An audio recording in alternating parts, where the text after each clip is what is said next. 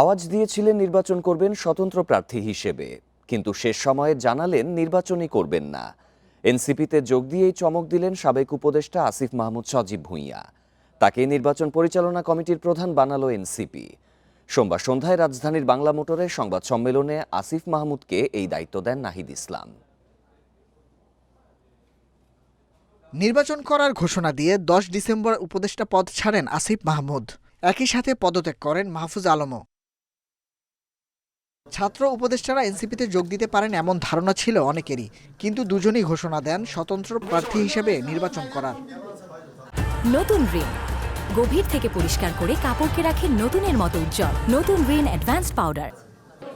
এর মধ্যেই ধারণা সত্য প্রমাণ করলেন আসিফ মাহমুদ।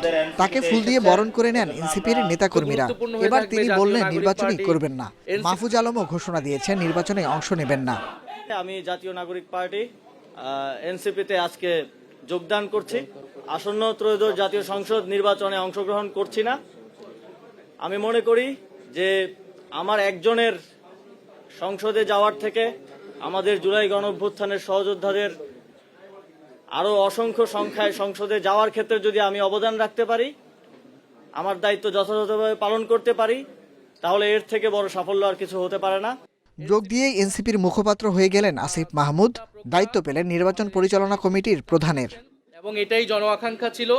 পুরো বাংলাদেশের মানুষ, বাংলাদেশের ছাত্র জনতা সবাই চেয়েছে যে এনসিপিতে আসিফ মাহমুদ সজীব ভুঁইয়া যোগদান করবেন। আসিফ মাহমুদ সজীব ভুঁইয়া নিজে নির্বাচন না করে সেই দায়িত্বটা পালন করছেন এবং দলের পক্ষ থেকে তাকে এই দায়িত্ব দেওয়া হয়েছে।